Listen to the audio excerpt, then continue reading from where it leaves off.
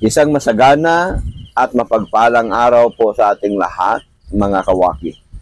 For today's vlog, pupuntahan po natin yung ating ibon na tuhaw. Kasi nga, kagabi ay malakas po ang ulan dito. Malakas yung hangin at may bagyo. May bagyo pa yata, ano?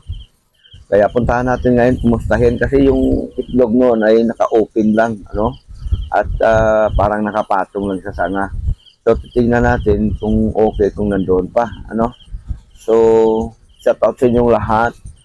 Huwag niyo po sanang kalimutan, paki-like, share, at subscribe.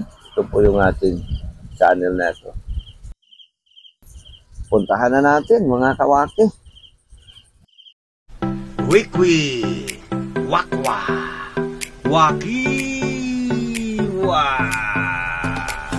ayi, tira. Hello po mga kawakiwak. I-update ko lang kayo tungkol doon sa ating ibon na frogmouth bird o kaya tuhaw. Kasi medyo hindi maganda yung kanyang naging kapalaran, mga kawakiwak. Kagabi kasi umulan ng napakalakas dito at saka humangin. So ngayong umaga, pinuntahan natin at titingnan kung kumustahin sana natin yung kanyang kalagayan. Kaya lang, yun nga, hindi magandang naging palaran ni frogmouth. No? Tignan nyo mga kawakiwa. Yan o. Yung sanga, ganun lang. Yan yung sanga na nabali po. Yan o.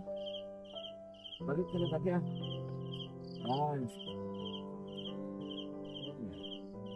Tapos, doon sa porsyon na yon, yung sanga na yon nabali, doon siya ng itlog no? Doon siya may pugat, mga kawakiwak. Yung sanga na yan na nasa taas na nakikita nyo mga kawakiwak, ay dyan po siya at dyan siya ng itlog, ano? So ngayong umaga, wala na, no? Yun nga. Hanapin namin ni Nuli kung saan nalaglag yung kanyang itlog at kahit yung kanyang pugad, makita man lang mga kawakiwak. So, ikutan muna natin para makita nyo ng close-up yung pinakasanga na pinag-itlogan niya, mga kawakiwak. Andyan, mga kawakiwak, sa sangang ito, kung mapapansin nyo doon sa may video natin na nauna, dyan mismo sa sanga na yan, mayroon siyang pugad dyan at saka dyan mismo yung kanyang itlog. So, ayan, napakalinis mga kawakiwak, wala na. Tinangay ng hangin yun, o ano nangyari doon. Dito lang naman yan sigurado. Nandito lang yan. Ayan. So, ito, nilinis-linis ko na. Simulan ko nang hanapin ngayon. Kung kasama ko si Nuli, hanapin namin ngayon kung saan nalaglag yung kanyang pugad at sa kanya yung kanyang itlog. Baka sakaling mahanap natin, mga kawakiwa. So, Nuli, simulan mo dyan, banda maghanap Dyan, yan. Isa-isahin mo, ha. Ayan.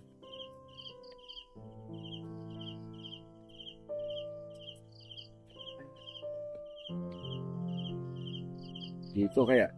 Tingnan mo, medyo isa-isahin mo na. Pati dito.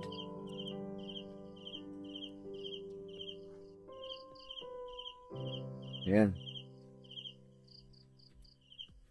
Yung maigi. So yan, isa-isa namin hanapin mga kawakiwak. Ito yung pinakapuno ng langka, mga kawakiwak. Ayan. May tanim pa tayong ubi dyan. Ayan. Dito lang yun, banda Yung tinangay ng hangin yun. Kung ano man yan, kita dapat natin.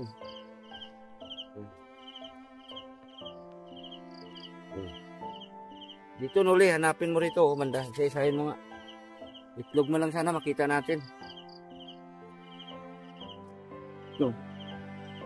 Yan. Tingnan mo, yan. Yan ang gamitin mo yung panin. Hanap po, yun. Yan. Bandahan, baka mapakan mo. Kuha mo na natin yung itlog. Ayan. So, yan. Isa-isa namin. Hanapin mga coffee area. Ayan. Baling-bali yung sanga ng ating langka, mga kawakiwa. Ayan.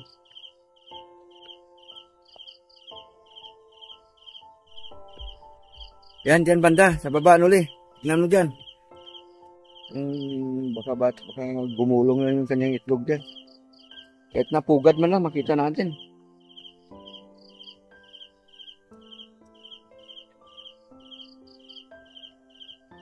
So, magstop. Hanapin mo ang mainam talaga. Talagang hinahanap natin ulit.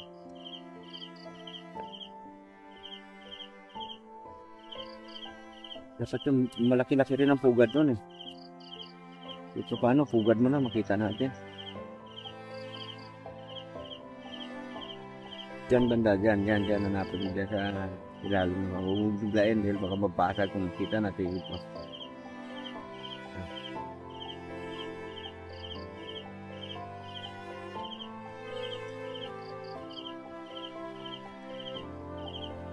Ayun, talagang iniisa-isa po namin mga kawakyo para mahanap.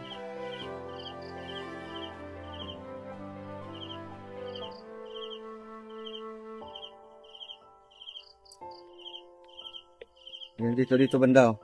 Yan. Tingnan mo isa-isa yan.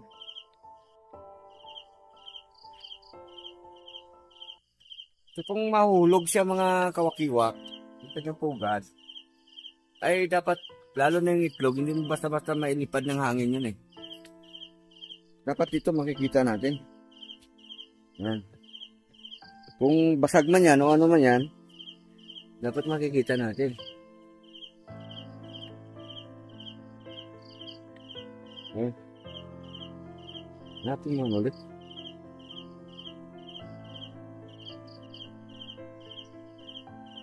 Ayan.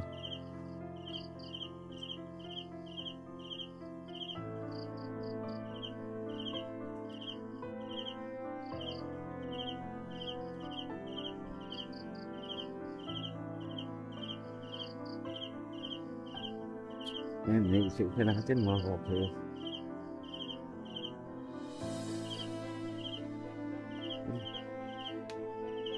Diyan banda uli.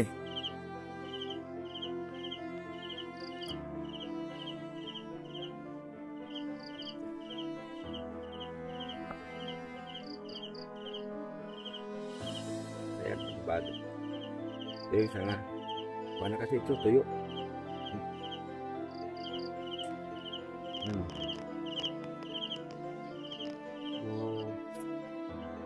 Masih aman.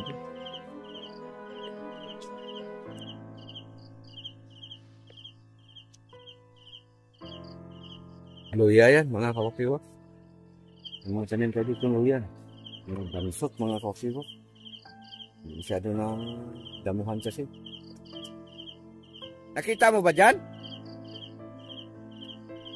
Saya yun napunta.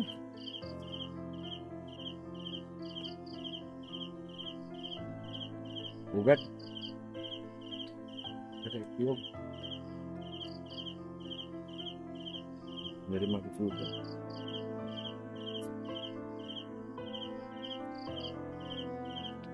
A few inches later. So yun nga mga kawakiwak, kakaiba talaga yung ibon na frogmouth bird na to.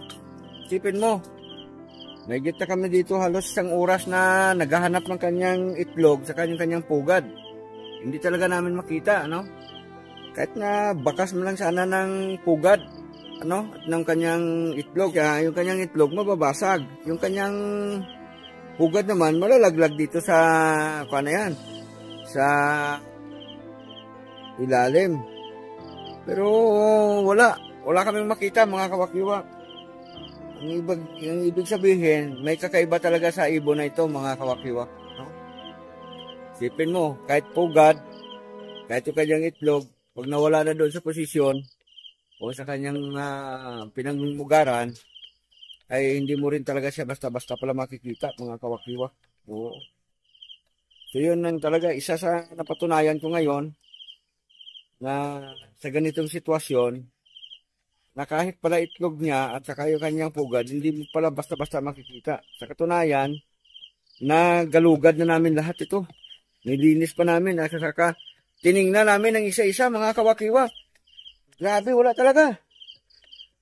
Ayan o mga kawakiwak, alos malinis na o. Nilinis na namin yung pinaka-area at saka yung isa-isa. O, Malinis na, oh. Wala, hindi naman talaga makikita yung kanyang kwan. Itlog sa kanyang pugat. Okay. Wala, tiningnan ko na rin isa-isa sa mga sanga. Kung may sumabit o ano, wala rin talaga mga kawakiwa. Oh, ayan ko, akala ko nga yun, oh. Wala, dahon na tuyo lang. Yan. So, yun lang muna mga kawakiwak. Salamat po. Sinamahan niyo ako hanggang sa dulo ng video natin ito. Paki-like, share, and subscribe na lang mga kawakiwak. Maraming salamat po sa pagtsatsaga niyo sa panunood ng video natin ito. Kung ano man mangyari rito, kung makita natin kung saan siya lumipat o ano mang magiging sitwasyon, ay i-update ko po kayo ulit mga kawakiwak. Sa ngayon, yun lang muna ang may papakita ko sa inyo, no? At napatunayan natin na pati itlog at saka pugad hindi kita. Yun ang katotohanan talaga mga kawakiwak. Kayo ngayon, kung mayroon namang karanasan tungkol dito, kung ganitong sitwasyon o pangyayari, ay paki-comment nyo na lang mga kawakiwak dyan sa ating comment section para malalaman ko rin at malalaman din ng ibang mga kawakiwak natin. Salamat po. Ingat po kayong lagi dyan.